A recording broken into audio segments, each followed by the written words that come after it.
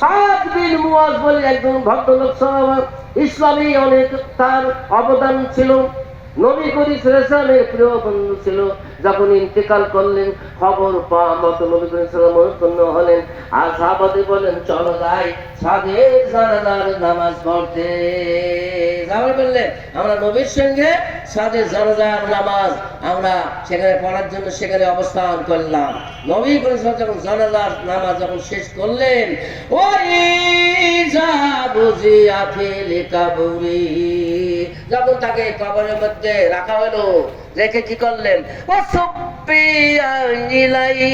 কবরের মাটি সমান করে সরুজ করে দেওয়া হলো।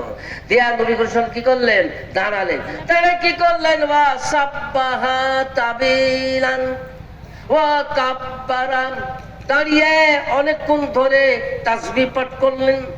তারপরে কাব্বারা মানে তাকবীর পাঠ করলেন, তাকবীর পাঠ করলেন, করতে লাগলেন। সাহাবারা জিজ্ঞেস করলেন রাসূলুল্লাহ লেমা সাব্বাতা ওয়া কাব্বারতা, কেন তাকবীর তাসবিহ পাঠ করলেন?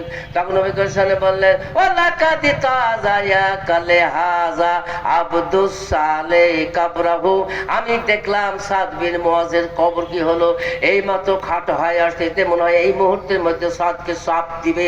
তোমরা যে আমার সঙ্গে তাসবিহ পড়লে, তাকবীর পাঠ করলে, আমি আবার দেখলাম ফারাজাল্লাহু আনহু, কবরে আবার সরে যাচ্ছে। এভাবে তাসবিহ পাঠ করলো, তখন আবার মাটি সরে যাচ্ছে। সেই সাদ বিন মুয়াজ এমন একটা লোক ছিল বন্ধুরা আমার, ওয়াসাবুনা আলফিন মিনাল মালাইকা, ৭০,০০০ ফেরেশতা ওই সাদের জানাজার নামাজ পড়তে এসেছিল। ৭০,০০০ জানাজার নামাজ পড়তে এসেছিল। আর কি করেছিল,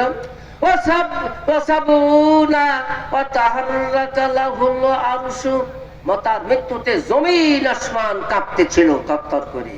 সেই লোকের কবর ছোট হয়ে গেল, আসছিল। শেষ পর্যন্ত কি হলো বন্ধুরা আমার, শেষ পর্যন্ত কি হলো, ফারাজাল্লাহু আনহু, প্রশস্ত হলো। সাদ বিন মুয়াজ ওইরকম একটা লোক, বড় মানুষ, তার কবরে চাপ দিতে যাচ্ছিল। তাহলে আমার আপনার কি হতে পারে, আমাদের আপনার কি হতে পারে? শুধু মুসলমান মধ্যে শৃঙ্খলায় কথা কিছু নাই, ইবাদত নাই, বন্দেগী নাই, খালি বড় বড় মাদ্রাসা আর বড় বড় মসজিদ সাকচিক্যময় হচ্ছে বন্ধুরা। ইয়ার পরে ঝাল আছে, এমনি হয় না। নবী করিম বলেছেন যে এই জামানাতে মসজিদ হবে মনে নামা, আর মাদ্রাসা ঘন ঘন মসজিদ হবে, বহু না লোক নামাজ পড়বে, কিন্তু নামাজ কারো হয় নাই, এমনি যাক, এমনি আপ ডাউন করে। বাইরে শুধু তাও নয়, আসুন ভালো করে আমরা আল্লাহর ইবাদত করি।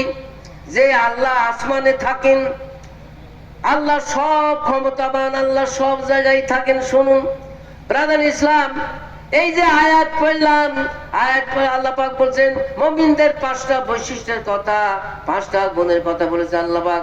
ইন্নামাল মুমিনুনা আল্লাযিনা ইযা যুকিরাল্লাহু ওয়াজিলাতু কুলুবুহুম ওয়া ইযা তুলিয়াত আলাইহিম আয়াতুহু জাদাতুহুম ঈমানা। আল্লাহ পাক আমার মুমিন বান্দারা এরকমই হয়, যখন তারা আমার নাম শুনে তখন তারা ভীত হয়ে পড়ে।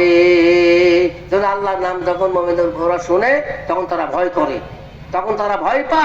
আর কি করে, ওই যা তুলিয়াতে আলাইহিম আয়াতুহু, যখন তাদের কাছে কোরআন পড়া হয়, আয়াত পড়া হয়, যখন শোনে তখন তারা তাদের ঈমান আরো বৃদ্ধি হয়ে যায়। ওয়ালা বিরাব্বিহিম ইয়াতাওয়াক্কালুন, তারা আল্লাহর উপরে ভরসা করেই চলে। আল্লাযিনা ইউকিমুনাস সালাত, ওরা নামাজও পড়ে। আর কি করে, ও মিম্মা রাযাকনাহুম ইনফিকুন, ওরা দানও করে, ওরা দানও করে। এই মসজিদে উন্নতি করবে, মসজিদের ব্যাপারে যে মসজিদ ঘর বানাতে হবে, বানালে পারে টাকার দরকার, অর্থের প্রয়োজন আছে। অর্থের প্রয়োজন আছে, মসজিদ ঘর বানাবে, যে সহযোগিতা করবে, বানাল্লাহু লাহু বাইতান ফিল জান্নাত, নবী সাল্লাল্লাহু আলাইহি ওয়াসাল্লাম জান্নাতে একটা ঘর তার জন্য বানিয়ে দেবে আল্লাহ। জোরে বলেন আলহামদুলিল্লাহ। জান্নাতে ঘর বানিয়ে দেবে। তো আমি জানি পর্দার আড়ালে মা ভক্তেরা যারা গরিব, সর্বপ্রথম 2 টাকা কেন না হয় তার টেবিলে পরে কিন্তু দিতে হবে। সাইড সুবক্ষণ তো দূরের কথা, এই দান তাড়াতাড়ি করে যদি বলে এবার ধানের আবাদ, খুব ধানের আবাদ হয়েছে, 2-1 মণ করে ধান দিতে আপনার কি হবে? যদি না হয়তো